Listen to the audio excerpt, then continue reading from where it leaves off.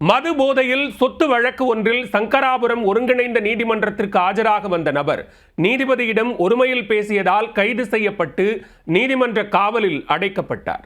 நீதிமன்றத்தில் நடந்தது என்ன?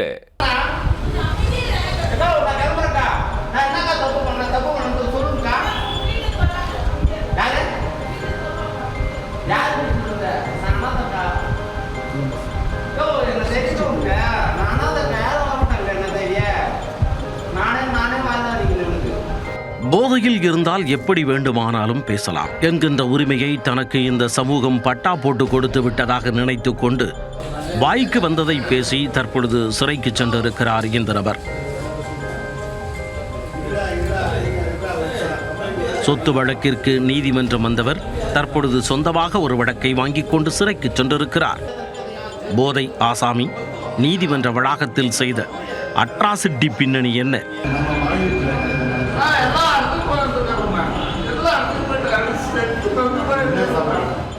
கள்ளக்குறிச்சி மாவட்டம் சங்கராபுரம் அருகே உள்ள ஈருடையாம்பட்டு கிராமத்தைச் சேர்ந்தவர் தேவதாஸ்.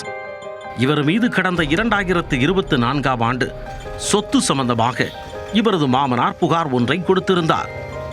அந்த புகார் மீது சங்கராபுரம் நீதிமன்றத்தில் வழக்கு நடைபெற்று வருகிறது.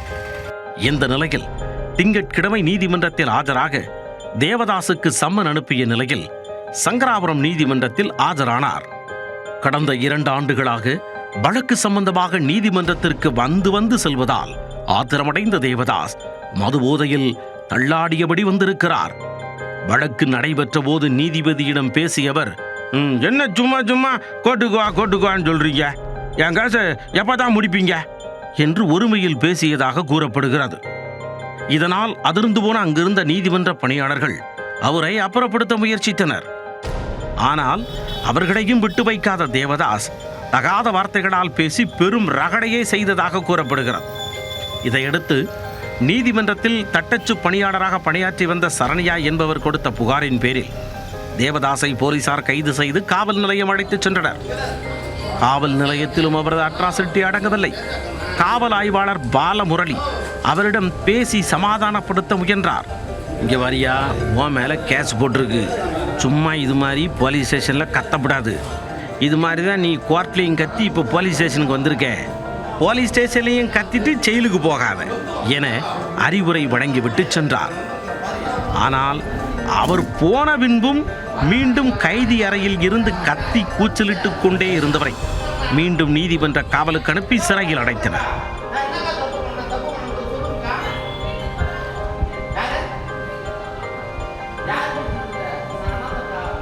இந்த சம்பவம் காவல் நிலையத்தில் சிறிது நேரம் பரபரப்பை ஏற்படுத்தியது.